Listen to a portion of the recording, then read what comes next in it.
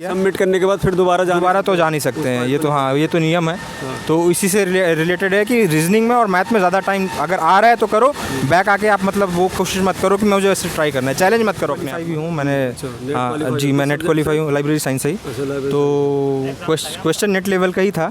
हाँ, बट ये बोल सकता हूँ लाइक जैसे कंप्यूटर के पहले जैसे इजी क्वेश्चन आते थे, लाइक इनपुट डिवाइस कौन सा है, आउटपुट डिवाइस, अब इस तरह के रीजनिंग में ज़्यादा टाइम ना देने तो क्वेश्चन जो अगर आपको आता भी होगा तो आप शायद बाद में ना सॉल्व कर पाए, क्योंकि टाइम तो लिमिटेड है, हाँ, ज़्यादा टाइम ना दे। तो आपने ओवरऑल कितना अटेम्प्ट किए होंगे इसमें? मैंने ओवरऑल 170। वहाँ का बेनिफिट मिला इसमें?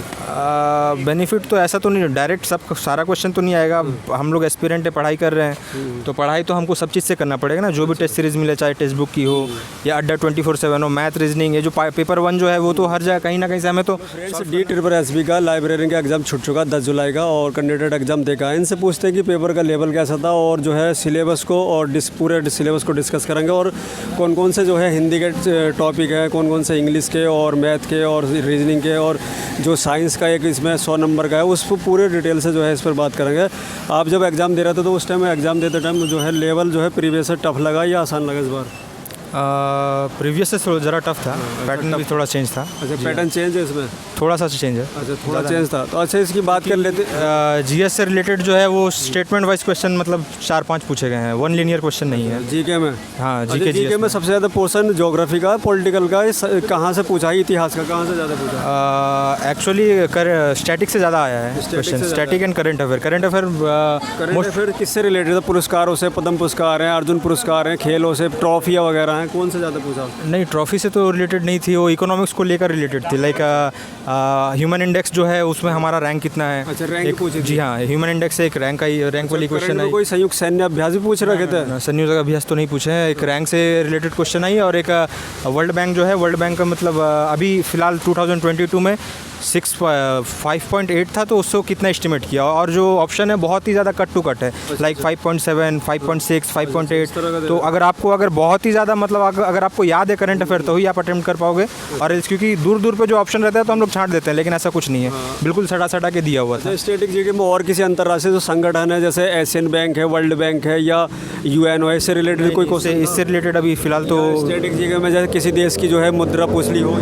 नहीं, मुद्रा से भी रिलेटेड क्वेश्चन नहीं था। किसी देश का जैसे राष्ट्रपति या प्रधानमंत्री वगैरह पूछा हो? उससे भी ऐसा कोई क्वेश्चन नहीं है। देश की राजधानी पूछी? नहीं, उससे भी। जैसे अभी मोदी जी जो है कई अंतर्राष्ट्रीय जो है देशों में गए, कई सारे देशों में, वहाँ से कोई रिलेटेड पूछा हो? नहीं, उससे कुछ भी नहीं है। इकोनॉमिक्स को लेकर 3 या 4 क्वेश्चंस थी, और करंट अफेयर को लेकर। इकोनॉमिक्स से जैसे IBI से रिलेटेड कोई योजनाओं से था?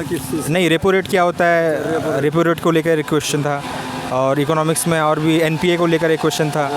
जी, तो ये सब क्वेश्चन था। जीके GS मतलब जो नॉर्मल हम लोग पढ़ते हैं, जैसे SSC रेलवे में आता है, वैसा तो नहीं लगा मुझे। ऐसा नहीं था इसमें? क्योंकि मैं रेलवे का तैयारी मैं कर चुका हूँ, तो मुझे रेलवे से रिलेटेड तो नहीं लगा। अच्छा, रेलवे में एग्जाम दे रखा आपने, निकाला वहाँ पे कोई? हाँ, मतलब 1-2 नंबर से मेरा नहीं हुआ। अच्छा। हाँ, तो कहीं ना कहीं मैथ्स भी है, बहुत कैलकुलेटिव है। मैथ के जो है बात करें, इसमें एडवांस ज़्यादा है, अर्थमेटिक ज़्यादा में? नहीं, पहली बात तो अगर सिलेबस आप देखो तो इसमें एडवांस पूछा ही नहीं गया है। पहले ही आपको बोल दिया है कि आपको नंबर सिस्टम्स एंड अर्थमेटिक ही पूछा जाएगा। और वही पूछा गया आपका। बस 2 क्वेश्चन जो थे वो मेंसुरेशन से थे। अच्छा, मेंसुरेशन, वॉल्यूम वगैरह निकालना? हाँ, वॉल्यूम वगैरह एक रेक्टेंगल का दिया हुआ था और एक सर्कल का दिया हुआ था, दोनों का सरफेस एरिया इक्वल दे दिया। एक का एरिया था, उसमें से दूसरा का पूछ रहा है कि इसका लेंथ क्या हो सकता है। अच्छा, मैथ में सबसे ज़्यादा जैसे प्रॉफिट लॉस है, लाभ हानि वाला वहाँ से, या जो संख्याओं पर आधारित होते हैं नंबर से, वहाँ से ज़्यादातर? हाँ, ज़्यादातर क्वेश्चंस तो आपका प्रॉफिट लॉस से भी है। अच्छा। और उसके बाद फिर जाके परसेंटेज से भी है। CI के 2 क्वेश्चन पूछे हुए थे। CI के भी 2 क्वेश्चन थे। अच्छा। और भी ऐसा नहीं, half yearly wise, cyclic wise में पूछा गया है। तो कैलकुलेटिव था? हाँ, कैलकुलेटिव था, और ऑप्शन जो है बहुत कट टू कट है, तो वो चीज़ थोड़ा। हाँ, जैसे हम क्या करते हैं, हम लोग को एक टेक्निक सिखाया जाता है कि ऑप्शन से हमें बनाना है, लेकिन हम वो नहीं कर पाएंगे। यानी बहुत करीब ऑप्शन, बहुत ही करीब ऑप्शन था, और बहुत ही ज़्यादा मतलब टाइम टेकिंग था। सबसे ज़्यादा मतलब बच्चों को अगर दिक्कत हो सकता है, कोई भी फर्दर एस्पिरेंट है, उनको हम यही बोलेंगे कि मैथ में और रीजनिंग में ज़्यादा टाइम वेस्ट ना करें। क्योंकि आने वाला जो भी आपका क्वेश्चन रहेगा वो आपको पता नहीं, क्योंकि सेक्शनल वाइज है। अब आप आगे ना जा सकते हो ना पीछे आ सकते हो, तो उसमें अगर आप ज़्यादा टाइम कंज्यूम कर लोगे तो आपको हर जाना भुगतना पड़ेगा। क्योंकि पेपर 1 में बहुत ज़्यादा मुझे टाइम लग गया। सबमिट करने के बाद फिर दोबारा तो जा नहीं सकते हैं, ये तो हाँ, ये तो नियम है। तो इसी से रिलेटेड है कि रीजनिंग में और मैथ में ज़्यादा टाइम अगर आ रहा है तो करो, बैक आके आप मतलब वो कोशिश मत करो कि मुझे ऐसे ट्राई करना है, चैलेंज मत करो अपने आप को। मतलब ज़्यादा टाइम नहीं देना मैथ और रीजनिंग। हाँ, अच्छा, रीजनिंग में ब्लड रिलेशन से और ब्लड रिलेशन से 2 क्वेश्चन आए हुए थे, और सबसे ज़्यादा रीजनिंग में अगर पूछे गए हैं तो सबसे ज़्यादा पूछे गए हैं इससे पजल से पूछे गए हैं, जो अल्फ़ाबेट हो गया और सीरीज़ हो गया। 5 से 6 क्वेश्चन पजल से थे, पजल से और सीरीज से ज़्यादा था। हाँ, बहुत ज़्यादा क्वेश्चन। बैठक व्यवस्था जो सिटिंग अरेंजमेंट वहाँ से सिटिंग अरेंजमेंट से भी क्वेश्चंस थे, लेकिन 2 क्वेश्चंस थे सिटिंग अरेंजमेंट को लेकर और पजल को लेकर, लेकिन एक क्वेश्चन लंबा क्वेश्चन रहेगा, उसमें एक ही आया। ऐसा नहीं कि मतलब एक क्वेश्चन दे दिया तो आपको 2-3 सॉल्व करना पड़ेगा, ऐसा बिल्कुल भी नहीं है। अच्छा, ब्लड रिलेशन में कोई सारे फोटो को इशारा करते हैं इस टाइप का? ब्लड रिलेशन में 2 क्वेश्चंस था, एक डायरेक्ट दिया हुआ था और एक A+B equal to sister minus equal to A, तो ये 2 क्वेश्चंस आए थे। हाँ जी हाँ। अच्छा, इसमें रीजनिंग में जो है नॉन वर्बल थी और वर्बल थी? नॉन वर्बल एक थी, वो मैं आज तक कभी वैसा पेपर देखा नहीं हूँ। एक्चुअली क्या होता है, मिरर इमेज आई हुई थी, तो मिरर इमेज में क्या होता है, वो सिंबल दे दिया हुआ है। सिंबल मतलब क्या होता है, मतलब एक ड्राइंग कर दिया हुआ है। अब उस ड्राइंग को बोल रहे हैं कि आप इसका मिरर इमेज बनाओ। अगर ABC रहेगा तो आप कैसे भी आप ये कर लोगे। वो ड्राइंग दिया हुआ था, वो भी जैसा कोई साइन करता है, हम जैसा साइन कर दिया, तो आप साइन को बोल रहे हैं मिरर इमेज बनाओ। वो भी हाँ, तो मैं वही बता रहा हूँ कि रीजनिंग और मैथ में टाइम कंज्यूमिंग बहुत ज़्यादा है। और GS जो है, GS तो आपका 1 लीनियर है, अगर आ रहा है तो करो, नहीं आ रहा है तो छोड़ दो। अच्छा, तो इसमें जो है हिंदी होगी, तो हिंदी में कौन कौन से टॉपिक जाते थे? जैसे हिंदी और इंग्लिश तो सच पूछूं तो काफ़ी इजी था। अच्छा, हिंदी और इंग्लिश आसान था। हाँ, तो मुझे हिंदी में कौन कौन से ज़्यादा टॉपिक थे? जैसे पर्यायवाची है, विलोम शब्द है, मुहावरे। अगर कोई स्टूडेंट अगर हिंदी पढ़ा भी नहीं है, उसका ग्रामर पोर्शन देखा भी नहीं है, तो नॉर्मली लोकायुक्ति हो गया या क्वेश्चंस मतलब हम पढ़ने से हम लोगों को समझ में आ जाएगा। अच्छा, मुहावरा होगा। मुहावरा हो गया, लाइक हिंदी में मुहावरा आसानी था टफ था?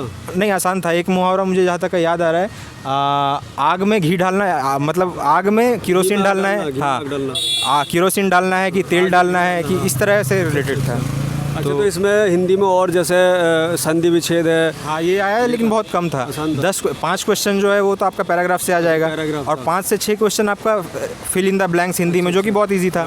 और इंग्लिश में भी वही 5 question fill in the blanks आया, तो जो कि आसानी था। यानी इंग्लिश और हिंदी आसान थी। हाँ, तो हिंदी इंग्लिश में और जैसे नरेशन है, एक्टिव पैसिव है, आर्टिकल है वगैरह है। 5 question fill in the blank से आ गया, और उसके बाद फिर जाके 10 से एरर वाले जो है उससे 2-3 क्वेश्चन आ गए। एंटोनिम साइनो आया, एंटोने 1 वर्ड सब्स्टिट्यूशन आया। तो हिंदी जनरली हिंदी इंग्लिश ठीक ठाक था, हर बच्चे अटेम्प्ट कर सकते हैं, लेकिन मैथ और रीजनिंग यही टाइम कंज्यूम। हाँ, और GS था वो तो GS में ज़्यादा जो है पॉलिटिकल से भी थे ना, संविधान अमेंडमेंट्स अनुच्छेद। हाँ, पॉलिटिक्स से भी थे। उसमें से एक मुझे जहाँ तक याद आ रहा है, पॉलिटिक्स से ये क्वेश्चन थे कि कौन सा ऐसा आर्टिकल है जिसमें धर्म को लेके मतलब ये किया, तो आर्टिकल 17 है जो धर्म को लेके मतलब कुछ भी बात नहीं किया, धर्म से रिलेटेड है। हाँ, मतलब कोई धर्म, जात, कास्ट, क्रीड को लेके भेदभाव नहीं करेंगे, तो आर्टिकल 17 एक है जो भेदभाव नहीं कर, डिस्क्रिमिनेट नहीं करेंगे। तो जहाँ तक वो मुझे पॉलिटी का।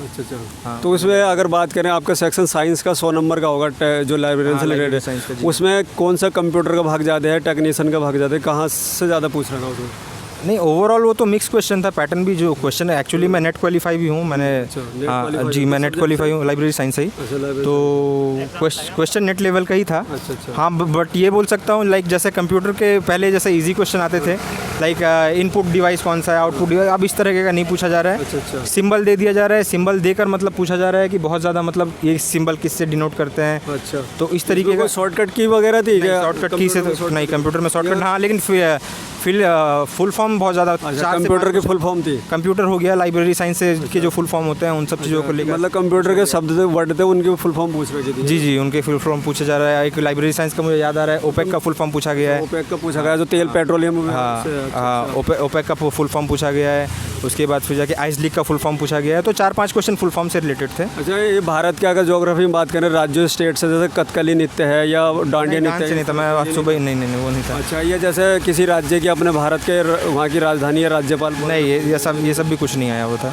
इकोनॉमिक्स से ही करंट अफेयर ज़्यादा पूछा गया। पर्वत पहाड़ों से इनसे नहीं था, जैसे सिंधु नदी है या ब्रह्मपुत्र नदी है, इनसे सहायक नदी, इससे भी कुछ भी नहीं पूछा गया ना। जैसे खनिज है, कोयला उत्पादन है, इस्पात उत्पादन है, इनसे कोई, इससे भी कुछ नहीं है। ये जो नॉर्मल स्टैटिक जीके था, जैसे DRDO, इसरो के इनके कोई परीक्षण करते हैं, इनसे संबंधित। हाँ, इससे एक था DRDO नहीं, इसरो से एक क्वेश्चन था।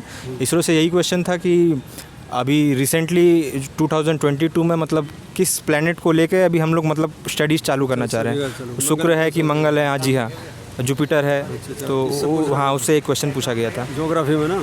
ज्योग्राफी में नहीं, ये तो मतलब इसमें टेक्नोलॉजी हाँ में आ टेक्नोलॉजी में ये क्वेश्चन था। तो और भी कुछ था टेक्नोलॉजी में, यही था साइंस बात तो ये है कि रीजनिंग में मुझे बहुत ज़्यादा टाइम लग गया।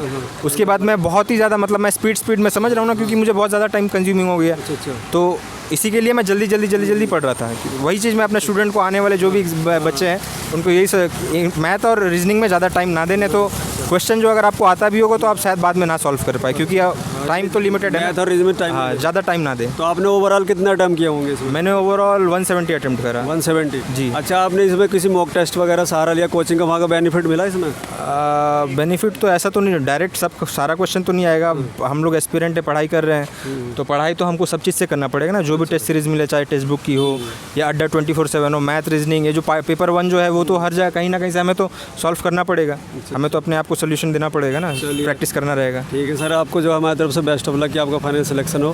फ्रेंड, आपकी DSSB लाइब्रेरी से रिलेटेड अगर कोई क्वेरी रह गई कमेंट बॉक्स में लिखना। चलिए, थैंक यू।